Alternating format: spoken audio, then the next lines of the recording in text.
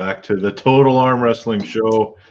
I'm here with your host, as my co-host, as usual, Mr. Jeff Frank, and we have a guest. But before that, we got to take care of some housekeeping business here, guys, and that would be the Patreon members. And a shout out to our Alpha Patreon members: Ready Go Garb, Ready Go Solutions, Jeff Frank, Bruce Williz, Barbarian Armwrestling, Bryan Koerner, Jon Umpherville, and our newest Alpha Patreon member, Mr. Gary Roberts. We appreciate you. So, Artem Taranenko, did I say that correctly? Oh, that was the best one I ever heard. Best one you ever heard. Welcome to the show. Well, let's start over so we can butcher it. All right, you go ahead, Jeffrey. You say it. Oh, I know it now. Hold on, I'm here trying to share this thing. I didn't know we were on YouTube. Well, it just went live on YouTube, so hopefully it caught the whole intro. And yeah. Are we live, or is this a recording? No, we're live. Like we're fully live on YouTube right now. How many times have Jeff done it? Enough that you'd think he'd figure it out by now. That's awesome. So where to begin, man? Where to begin? Artem, let's talk about YouTube arm wrestling, because let's do this. I don't know if you know this, but this is actually one of the older channels for arm wrestling on YouTube, the one you're on right now. Is it? I've had this one since 2008, I believe. Oh, you beat me by 3 years. Well, that's the age difference, right? Technically, I made my account when I was 5, 10. I was 16, okay? So... yeah, I guess you could say that. I used to make videos on a flip cam, and I used to base it off of Elliot Hulse's Garage Gym channel. If you even know what the hell I'm talking about, but that's way back in the day. We used to do the odd little thing. My kid's taking off, so I have to wait. But we Toprollking. I mean, you got one of the most popular channels out there. Let's talk about it. How did it come to be? Oh, well, the long story is when I came to US and I started arm wrestling, right, and come to practices, I always started just taking pictures, making little videos and practice and some tournaments and all that little stuff. Eventually, like, if you look at my channel, my channel been existing for since arm wrestling, right, probably 7 years. Yeah.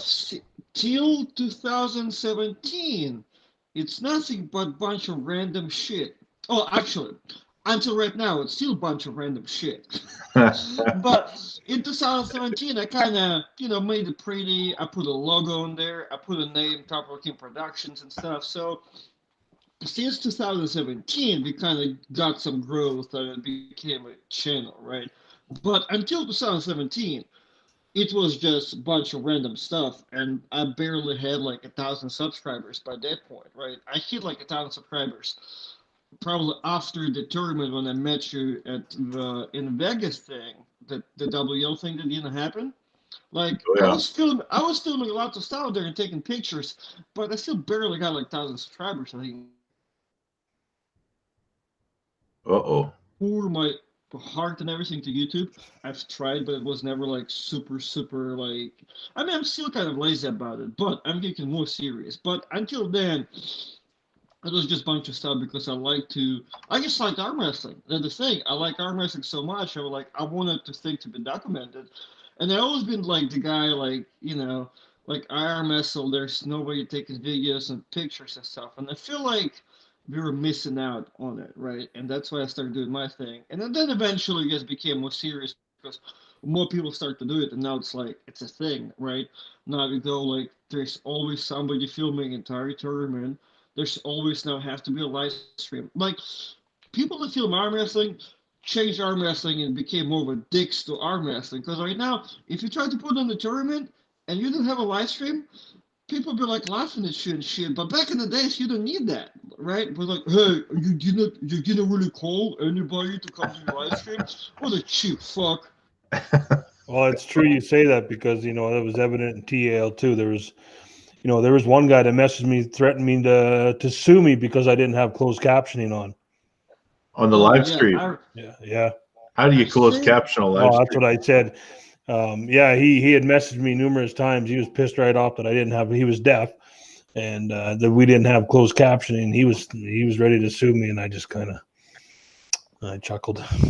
I don't remember if that guy was from your live stream too, but I've seen him somewhere else. Oh, I've seen him on some live stream, and I don't think it was yours, because I didn't reply to anybody in your live, but I've seen him somewhere else where he was saying the same thing, like where's the closed captions? I'm like, yo, it's a lot of money to have closed captions on like a TV or any type of show. How are we doing closed captions on a live stream? That's impossible. well, I don't think people realize that it's a private live stream and not a broadcast. So Even they in the didn't. broadcast, how are we doing subtitles on? If there's a way, I need it. Okay, there's a lot of people that are gonna ask for it right now as I speak. I need closed captions in my life. So if there's a way, I would like to find it, but I don't think it's possible. Yeah, there is an option. Here was his message to me. I find it. He says, "This is my final warning." He says, "Set your subtitles as closed caption, or I'll report it, and I'll tell them you ignored me, and I'll use it against you for not a set CC on it against the law." You can't spell either. I'm warning you now. Do this, or I'll report you. That's so awesome. Oh, that's fun. But YouTube has an option for doing closed captioning, but it'll listen to the audio and do their best. Like I've got some old videos that I don't know how it got the subtitles on it, but it's there.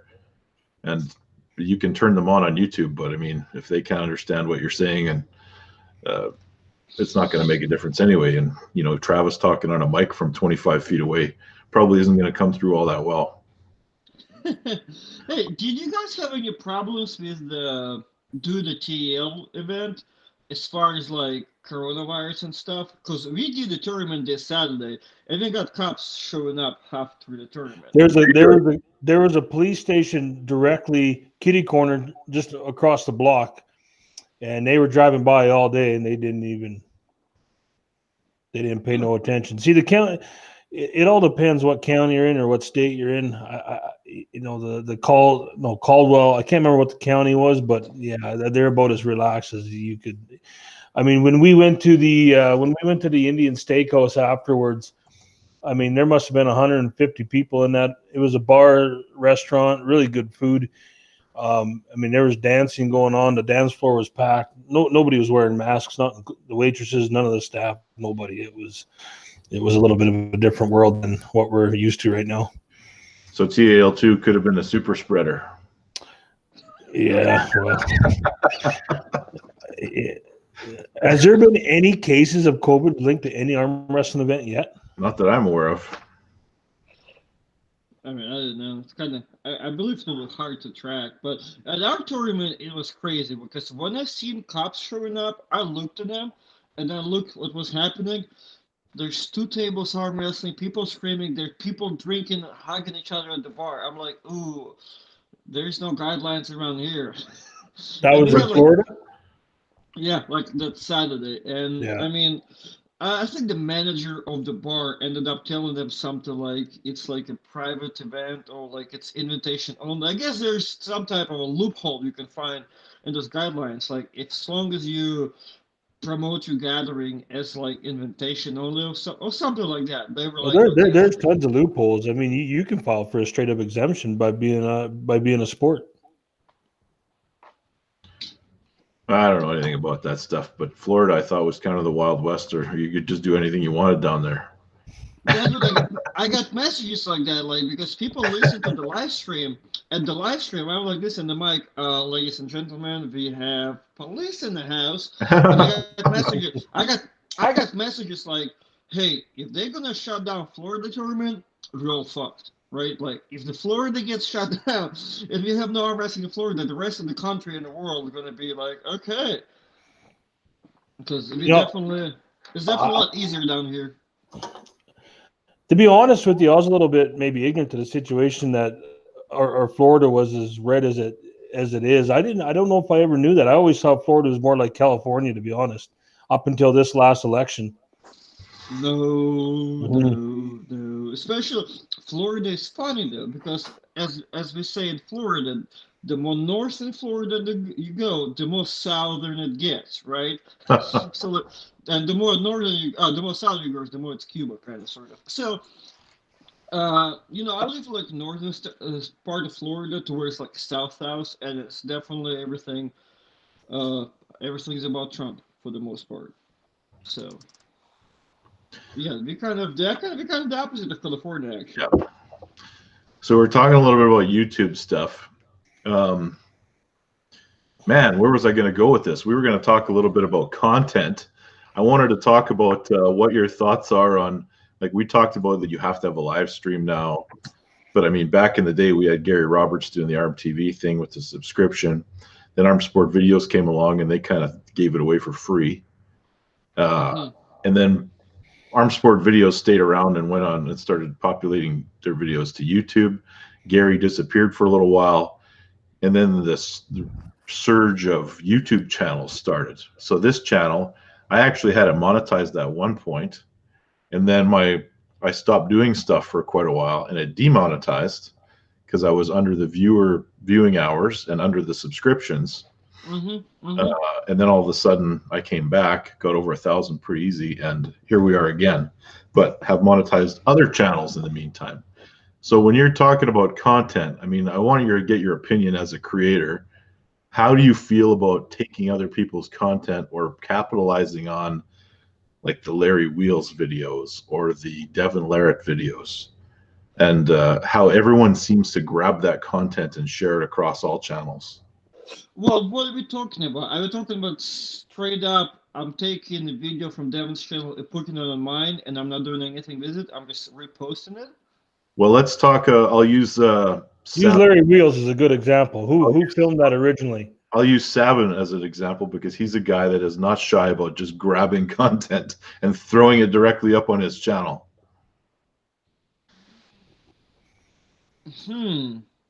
Well, I've been throwing directly and just cut. I mean, if he gets reposting videos, I mean, I think it's a bad idea, right? If there's this Indian guy that does like those news and stuff, right? The arm wrestling noobs, yeah.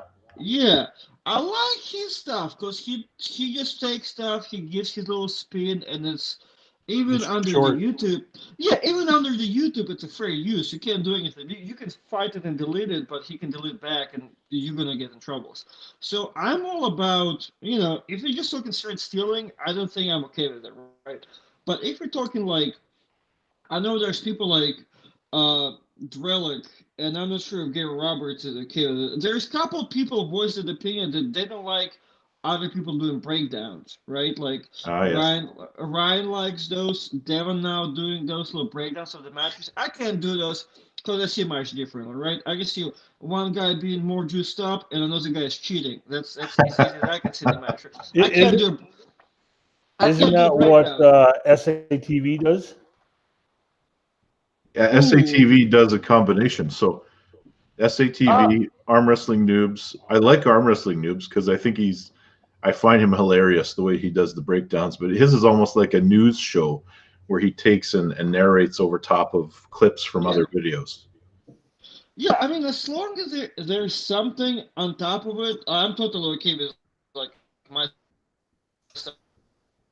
A little extra and be like, hey man, can I use your video? Or somebody gets taken it. I don't really see the much difference, right? I mean, I have some videos of like just some, those viral videos from back in the days. Like I used to post it on my channel, but I mean, I don't really do it anymore. If I were to, I'll have to put my own spin on it. But I think originally a lot of people have done that, right? They've seen that clip of like, I don't know, Devon pulling the mountain, right? And they post it on their thing just for the, it's a popular video.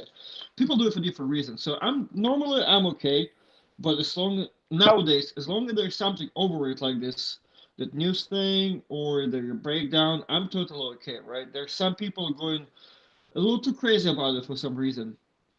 When you take this stuff, I'm okay with that. It seems like people are excited whenever there's a Larry Wheels video because there's a lot of trickle-down clicks that you can get by grabbing clips And let's face it, every arm wrestler in the world knows who Khaled Giselle is right now, based on, the videos kind of, not one in particular going viral, but clips of it going across every channel. Hey, unfortunately, see, I will, damn, if I knew you were going to ask that, I would have thought about it differently. But the Khaled example actually shows how terrible arm wrestlers are at being arm wrestlers, right? The number one guy we're talking about right now is some dude we never fucking heard of before. Yeah, but that's 100% true. And I mean, you could argue to say outside of Devin Larratt and maybe Michael Todd, Larry Williz might be one of the most popular arm wrestlers out there right now. And yeah. I don't think you can even classify him as an arm wrestler. Exactly. So that's what I was telling to somebody. It's such a disrespectful statement, right? Mississippi State is a great example. We had Chad Silvers in the house. We had Daniel Mosier, Dallas Langston, Herman Stevens, right? We had a bunch of good people, right? Tim Bresnan. If you look at the views on YouTube, technically I was the biggest fucking name in the house.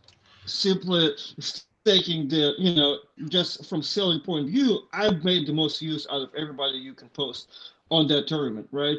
And I'm terrible at arm wrestling. So it kind of shows that arm wrestlers really suck at promoting our sport, right? Like, I'm posting the super match figures, and, I'm just posting super match figures because that's my job. But I'm also judging by, who the people are, just for myself. Like, for the people, the names, and what kind of views I'm getting from these matches. And it's just sad that there are people with like 3 times the amount of experience. They have more known in the community, and they can't get used for shit. It's not like it's their job, but I feel like arm masters really gave up or not even picked up branding themselves, right? Like Daniel Mosier tries that, but all he does is post his like weird forum pictures and shit, and it's kind of funny, but there should be more wrestlers at least trying what Daniel Mosier does, right? Because, like, as I said originally, like, we're talking about Cali guy that nobody knows about who he is. He's from fucking some other country over there. But, like, I'm not even on Facebook anymore because, like, every time I start on Facebook, it's like, well, what do you think about Khaled versus this? Larry Wills, like, this new guy, Kyle Hutchinson. I'm like, what's going on? Like, I agree. I honestly can't stand those posts. I'm here thinking, man, I want to see Talgadakiev against RBJ or something like that. Like, to me, those are the matches that are like more interesting. I could care less Khaled versus Matt Mask or Khaled versus whoever. Khaled you would want to see Khaled versus Matt Mask? Would I? I would, because he's gonna. No. Artem, would you want to see Khaled versus Matt Mask? I like where you're going with it, Brian. I'm going with Jeff because I'm tired of this shit. Okay, I like your idea, but no, I have enough of Khaled. I'm waiting for something like that. I don't know that I can watch. I don't know. Well, I mean, if you break down the style of Khaled Giselle, you don't have a style. I'm not even talking about it. So what style does Khaled possess? Well, basically, he's got an incredible hand that can't seem to be top rolled. But it's an interesting topic because you make a good point. You say that the most popular arm wrestlers in the world are in fact not really arm wrestlers. If you take the top 4 channels, you probably have Larry Wheels, Devin, Schoolboy, and who would the 4th be? If you probably Juju, you could throw because Juju has arm wrestling. So 2 of those guys are not competitive arm wrestlers. I don't think they've. Well, I mean, Juju has got a match in World Arm Wrestling League, and at the bottom 8. But I don't think the guy's ever pulled a tournament, has he? Not that I know of. You're probably right. I'm not. No. Juju did compete at least. I think I'm not sure if he competed in California. he competed here in Orlando at PF finals in amateur class. Yeah. He even got some wins. So he does have a tournament experience. So I feel it's a lot like this Barry Bourne thing, man. who's Barry Bourne? Oh yeah, I'm not even going into that either. Like I feel it's the same shit. It's the same, just a fucking guy out there yakking about fucking nothing he knows nothing about, calling out guys simply for the publicity and to build some sort of I don't know. It's. But can we agree that all the publicity is good for arm wrestling? And is it? I have to agree with Artem. Come on, you guys. You're killing me here. Is it the fact that they're better at promoting their channels, which they probably are, or is most of that it transcends the sport of arm wrestling and they're bringing in this huge audience from outside of our sport? Well, you know what? I guess you're right, because I think at this point, still in 2020, arm wrestling in such shithole that I think any publicity is good at this point. And especially it's not really bad publicity still. You know what I'm saying? So, yeah, I guess I agree with you. Yeah. It's a little funny. It's a little funny to agree with you, but I don't have to. So you guys are coming around. If you're saying to getting more, if you're looking at getting more eyes on the sport, then 100%. And one could argue that that's kind of what it's about. But I mean, I don't like the fact that Khaled Jishel is a more well-known arm wrestler than myself. But I've also thrown my hat in the ring. And it's a fact, right? Yeah. Like there's so many views. Like you ask, like, hey, who's Ryan Espey? I don't know. Can he beat Khaled? It's like the kids I used to work with that used to ask me if I could beat Arnold Schwarzenegger in an arm wrestling match. Well, the answer is clearly yes. Or maybe it isn't. I don't know. What the hell? And then, yeah. I don't know. So what do you think we should do about all this? Do you think arm wrestlers need to step up and try to, like, let's face it, Larry Williz is known for being a bodybuilder / powerlifter, comes over to arm wrestling. So should an arm wrestler try their hand at something else? And I like what Michael Todd and Chance Shaw are doing right now. They're going over to Dubai. Chance is going to Dubai? Yeah. Wow. Now, okay. I would rather see that take place in a country like Kazakhstan. There's too many killers in Kazakhstan, man. No. There's what? There's too many killers there. No, but I mean, what I'm saying though is I would like the promotion to be from a country like Kazakhstan. I would like somebody to take those channels over to a country like Kazakhstan and promote a country of killers like Kazakhstan.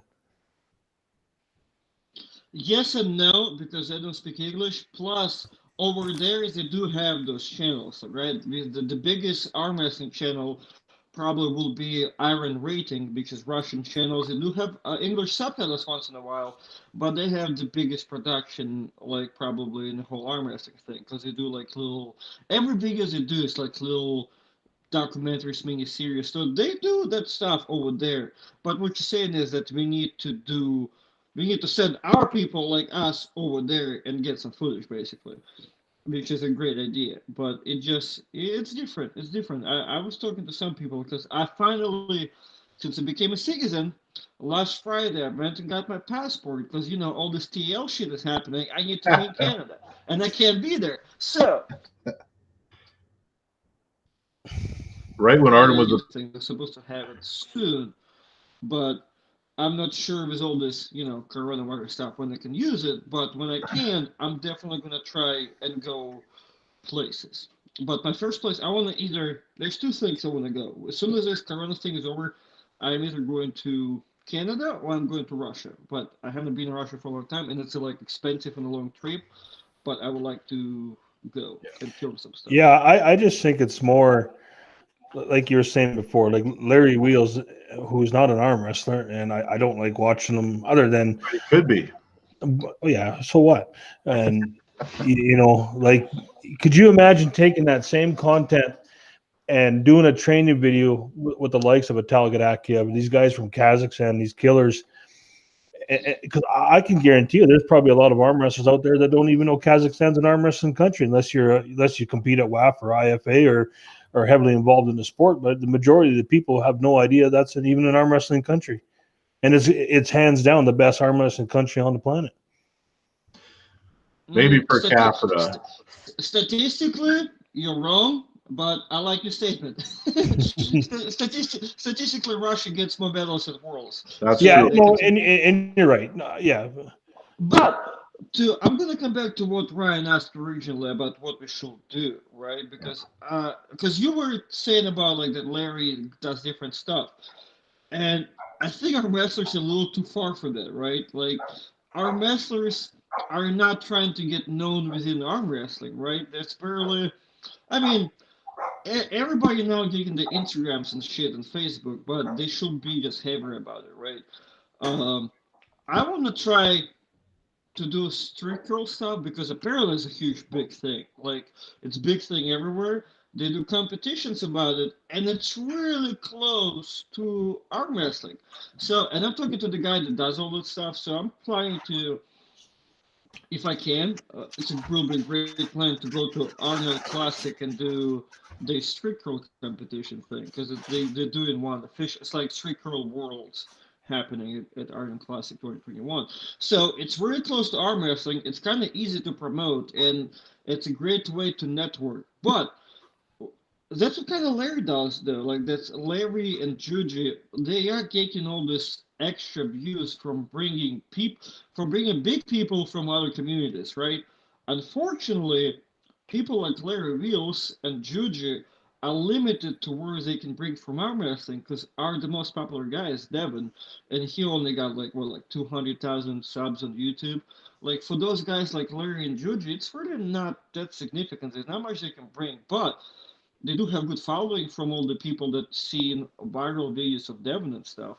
So I do believe arm wrestlers need to build themselves just in our sport, just as an arm wrestlers, so we can get those invitations to Dubai like those other guys, right? Yes, and Michael Todd got that same invitation, and his subscription count went up incredibly.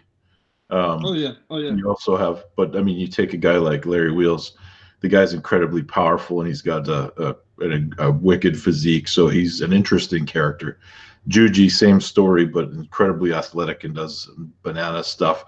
Devin is an interesting character because of his background, so he kind of transcends the sport. And the Lohan Toproll in the chat here says, the Logan Paul Floyd Mayweather fight is similar to the Khaled phenomenon. 100%. Yeah. But I don't care what anyone says about those Paul brothers. They can fight. No, come on. Jeff's getting mad at me again, Artem. I don't know what the hell I'm doing. They can fight. They take it seriously. They're training. Yeah, but next. You have a similar phenomenon. You got Khaled Jashel versus two of the very best arm wrestlers to do it. And now you've got Logan Paul. Logan Paul can fight about as good as Larry Wheels can arm wrestle. Boxer in the history of boxing. Logan Paul can box about as good as Larry Wheels can arm wrestle. Okay, so he's awesome, is what you're telling me.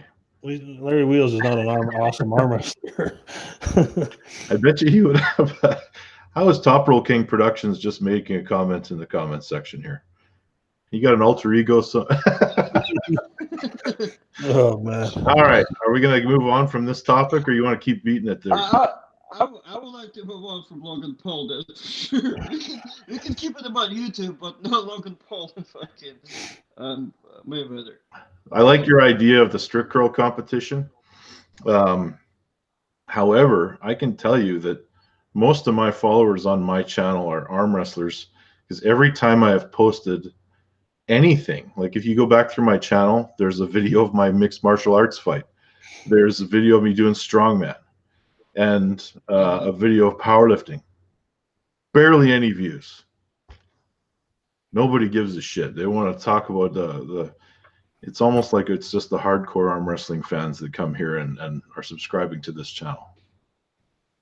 Well, see, you got two different types of subscribers, right? Yeah. You have you always have those people that really not subscribe to you and they watch your stuff, and you have those deep followers that follow you. They watch your videos from start to finish, and they're all about like arm wrestling or whatever you do, right? Or just arm wrestling. So it is important to have all sorts of videos, like lengthwise, like short and long videos, in like arm wrestling and not arm wrestling, because there are people that just follow you to follow Ryan Espey, right? So they will watch whatever the hell you're trying to do. So it's important to give them what they want too, because they would like to know Ryan Espey more as a person. So you know, at this point, the slower videos don't make as much views, but the goal is to have every crazy video like that to get views. And like, I've watched Judy's channel, and he does the same thing. Like, even though he hits those million numbers, but he does have like some videos with like a certain subjects that will only get like 100,000 views, which is a great count for arm wrestling.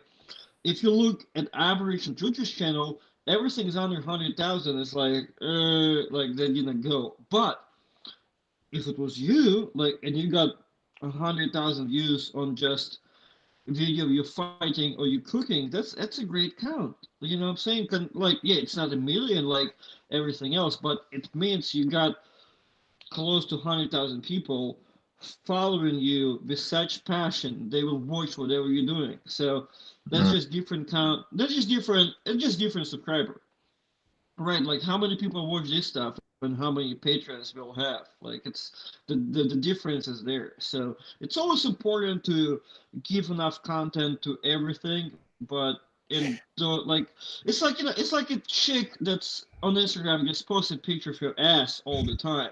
That's arm wrestlers, because we always can post arm wrestling stuff. If you post something else, nobody want to watch it. Same thing with this chick. Like if she doesn't post your ass and all of a sudden she has a kid and a boyfriend, and nobody liking that picture.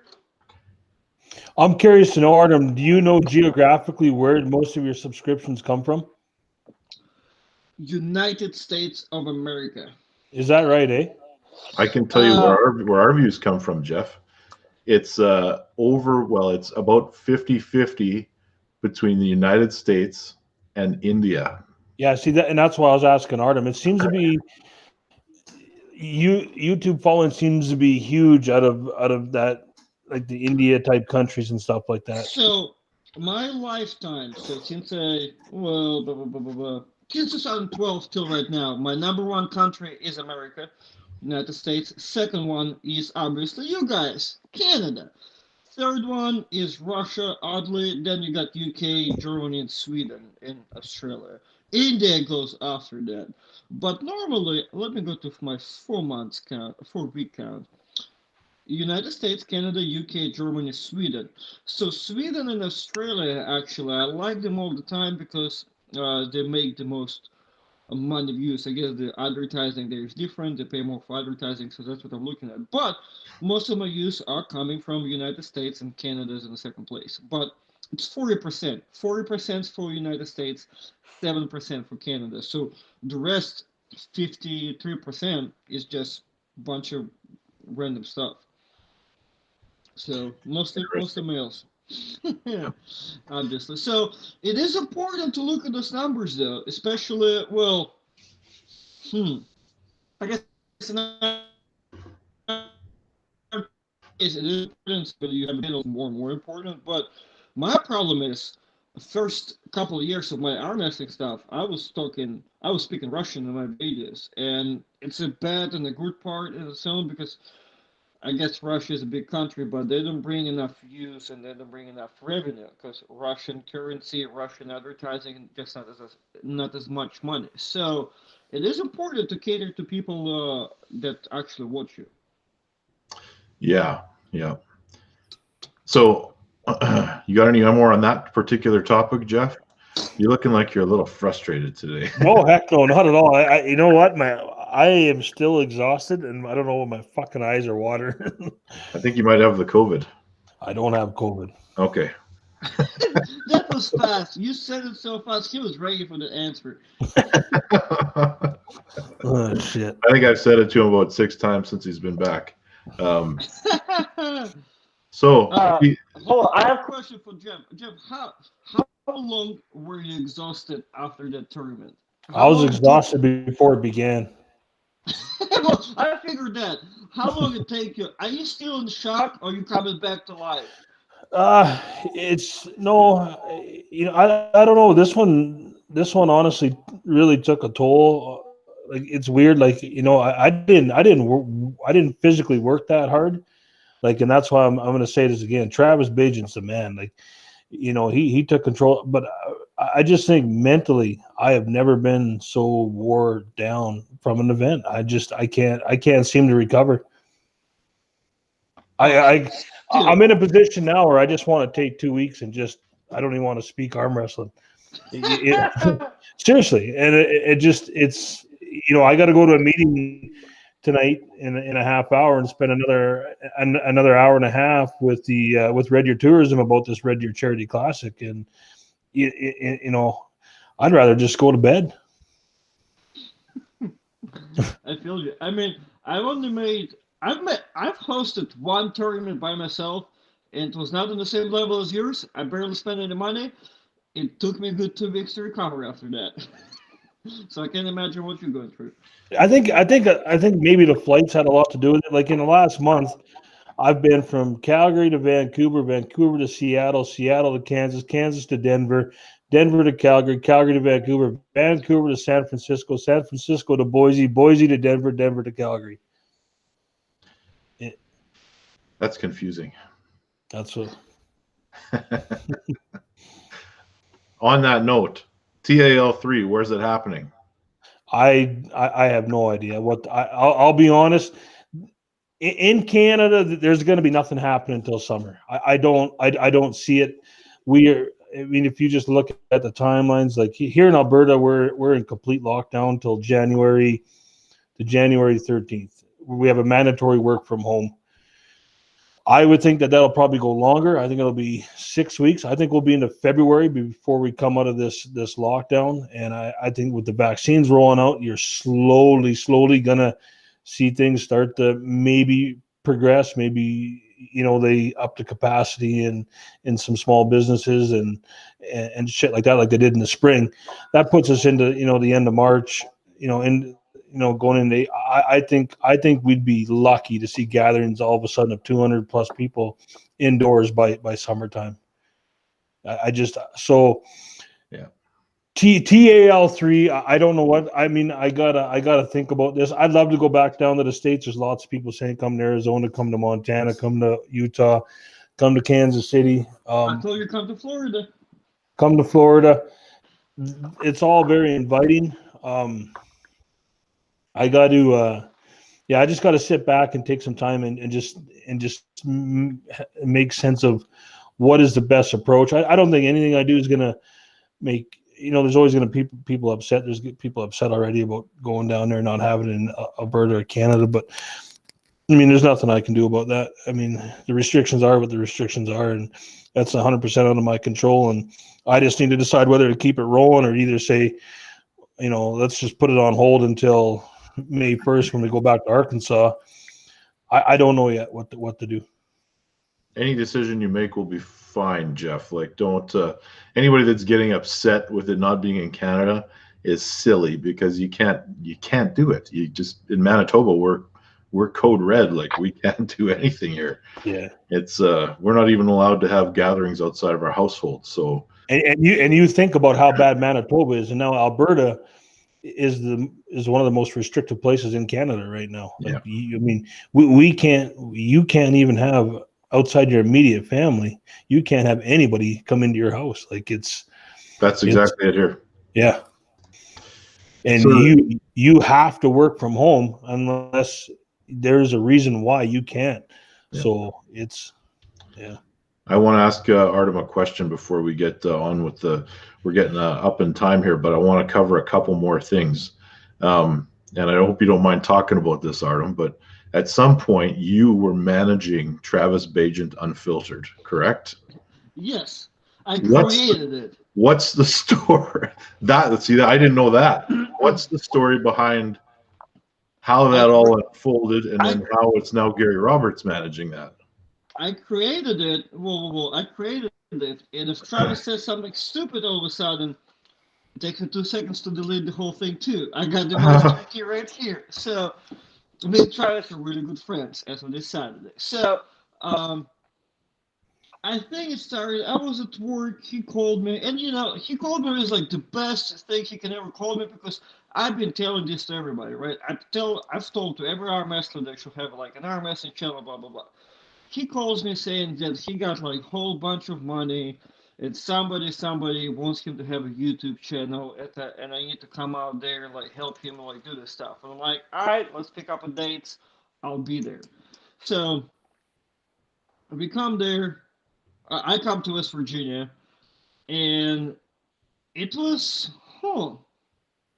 I don't know where to start, because it was a pretty funny experience, because it's the first time I kind of just did something for somebody and I took control of the whole thing, and I didn't know how it's going to turn out for a big guy like Travis, but I don't know what kind of following can we have, because even though Travis is so big, I'm not really sure what his social presence truly is, because I know he can make views, and I know he cannot make views at the same time. So, it's not devil Larry.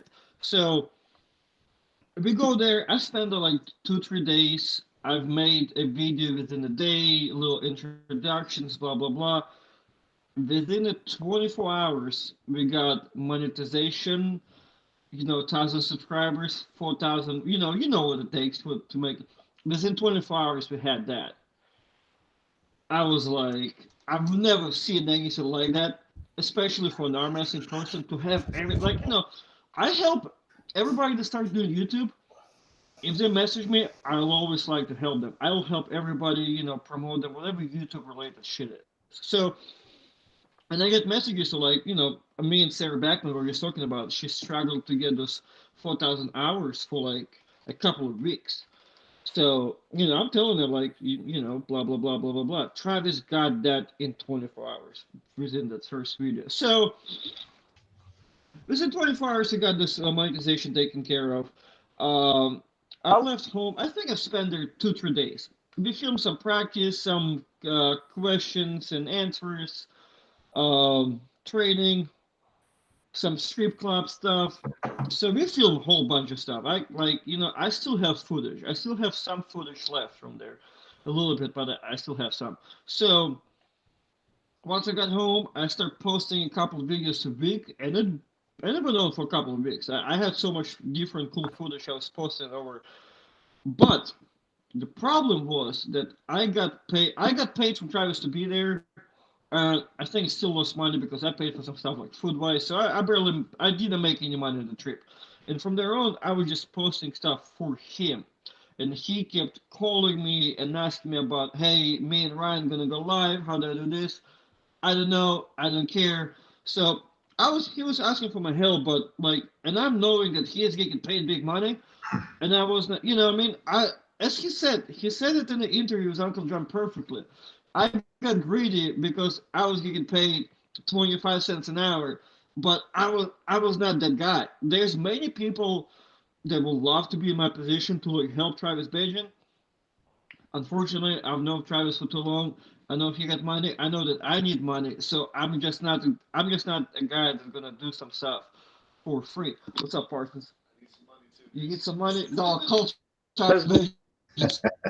Hey, you got Parsons in the house? Jonathan Parsons, the main meme guy of arm wrestling. Well, I need to fucking ask you guys what the fuck happened at TAL1. Ask that motherfucker what went down. I'll reply to it later. So anyway, Travis just wants my help. Travis is not paying me, and every time he calls me, I'm like, well, there's some money. I'll definitely upload some stuff or whatever.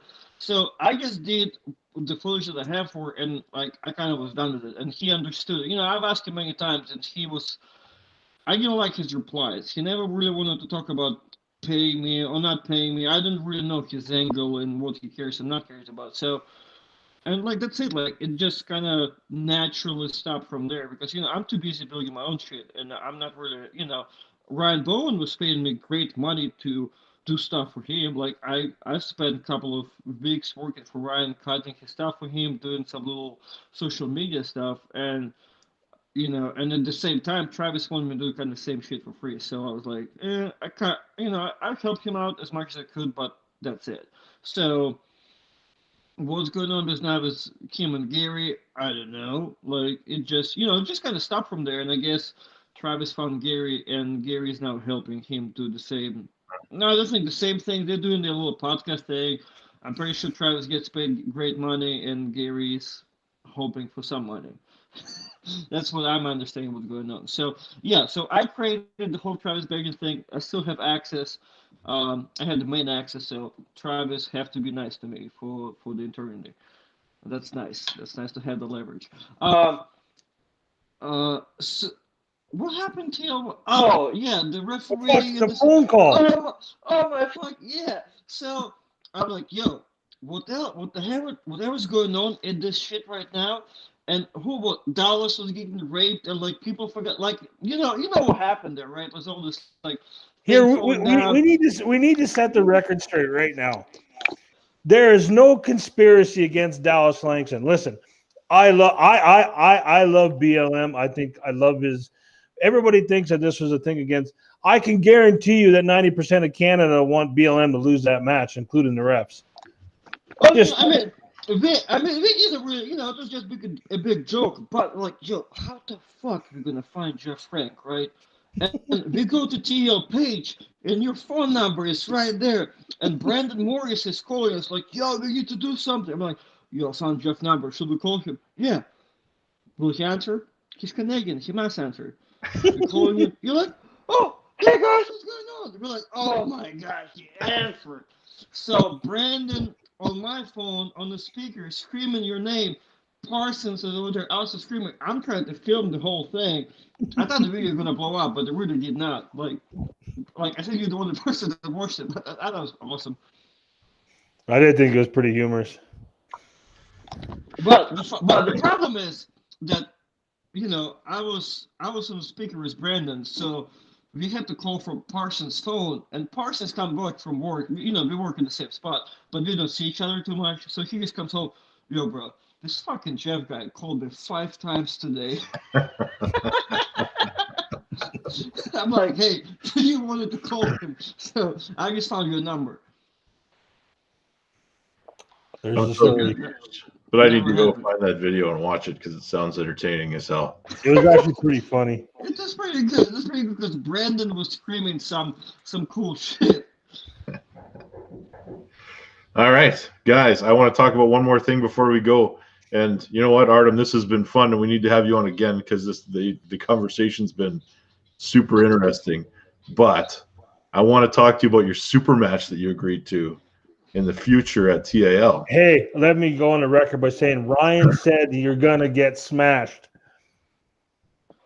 Oh, I'm not getting smashed. Jeff's going on the record as saying someone else said something. I'm not sure if that's how the record works, but hey, Ryan, I'm gonna let you know right now. When I proposed the match to Jeff was like, "Aren't you left-handed?" I was like, "Are you sure?" I'm like, "Hey, I'm not sure. If you're looking for a match, that's I think it's a good match." Like I was just proposing, like I was just shooting shit, right? Next thing I know, there's a flyer. I'm pulling. I'm like, "Oh shit, he agreed to that? God damn!" But the match will be a lot closer than people think, I believe, because people don't know that me and Alan have pulled, right? I know what the guy capable of. I know that he is stronger than me right hand as of yesterday. I'm not sure if he's stronger than me as of today, because I feel pretty fucking good right now. But all that matters is that I have to be stronger on May 15th or May 1st or whatever we're having it. So I'm obviously see, that's the problem is people like Ryan Bowen and BLM. People lose respect to them because they keep saying too weird of a shit like, hey, Like, if it was me saying, like, hey, Alan Ford, if you're brave enough, I'll see Guys, you in keep fucking going. May. I'll be back in 2 seconds. Well, fuck, I was telling you the story. Jeff already knows the story, so where the fuck you going? So anyway, Jeff, So May 1st, it looks like I think that event is going to be headlined by Dave Chafee versus Michael Todd left hand. ooh, see, if it wasn't Michael Todd, I will have been the headliner because I'm the biggest name there. But Michael Todd got me there. Michael Todd is a great name there because I've been watching some views and like what he does. Michael's views are like just as good as Devin. I never realized that, but Michael's up there. So anyway, back to you, Ryan. I don't think I'm gonna get smashed. My only problem right now is my weight, right? I'm not planning to happy back and juice and doing all this crazy shit, but I would like to be at 210, right? As much as Alan weighs. Um, and I'm struggling to get back to 200 and be 195. As long as I'm a good 205, which I have never been as heavy, I think I'm okay. I only have one problem is my hand. If I get my hand straightened out, then I have a good time. I have a good 5 time. So, and I really kind of know what to shoot for because I know Alan cannot get that much stronger, right? And people saying that he's not in his prime and blah blah blah, and like he's losing his matches, which I don't care too much about. I know what he's capable of, and it's almost like me pulling me just taller because Alan, unfortunately, just as versatile as me, just more, he has more experience and more horsepower, and he's an actually bigger guy. But I feel like as long as I can get my bench to like 250 to 315, I can get my hand there. I can biceps curl 190, 200 on the easy bar. I'm like, as long as I can get to those numbers, I will be okay by May. That's for sure. And as long as my weight is like 205, 210, I think I got the match. Or I'm not sure if I can beat him right now, but even right now, it will be a good match. I don't think he'll flash me anyway. It's Right just, on. I mean, I think we have to consider that Alan's shape right now, and if he is as primed as he ever been, and my shape, because I'm in a good shape right now, right? I have been in the gym for a good 3 months. Right now, with all the tournament, and I got a little sick, I am, I'm kind of off there for like a good month or two, because the Mississippi just happened.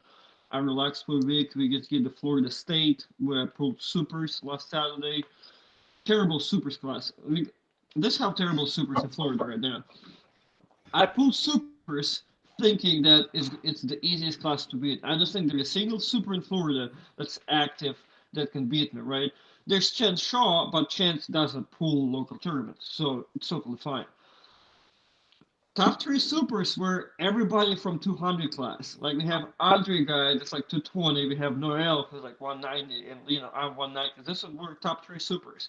We beat every super that pulled, but that would happen. Like I didn't know those guys are going to jump to class 2. I'm trying to avoid them with my classes. So top 3 were the same guys I always pull. So that's what happened. So I'm thinking about another week.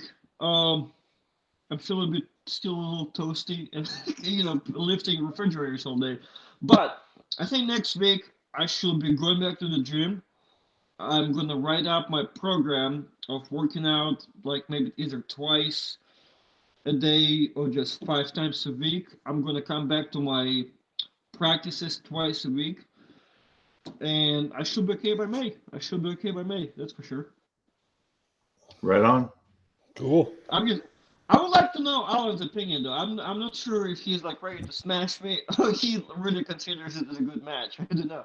I've never talked to him. Well, it's a ways off, so I guess we'll find out in a little while here. But we might see him on the show at some point as well. Well, gentlemen. All right, well, ask him. I can go back and find his message. Well, but the message like, yeah, you're gonna get smashed. Another thing I want to talk about before we go, the coronavirus stuff. That sounds kind of bad though. I do it because like if the Florida gets shut down and with this Biden become the president, and I think his plan is to shut down the whole thing. It doesn't look too good. Doesn't look too good for arm wrestling right now. No. Unfortunately. No. So I think I do believe. I mean, I don't know. It's hard to be Jeff right now. That's for sure. Like if I were Jeff, I will probably cancel everything until May or whatever. But we don't know. We don't know what the next month's gonna look like. We don't know if Biden comes in and be like, "Hey, there's no the biggest thing, like, and the biggest thing just comes down to like it just has to make financial sense, right? And you know, I don't like to like I took out to run everything, including the Red Deer Charity Classic, and these TIL events. I took out $100,000 for these events. That's what I allotted for these events. I took a big hit in Boise. I knew it was gonna, but there was about 5 or 6 things unexpected that happened in the last week or so that really made things even worse. So I'm not Steve Kaplan, and I don't know. Everybody keeps saying, "Oh, he's got all these." No, I don't. This is my money, 100%. Now, so going forward, it just has to make financial sense. The subsidies got to be there, the sponsorships, and it's hard to go to another country and have the support from sponsorship without knowing a lot of people. Yeah, I wanted to ask you that.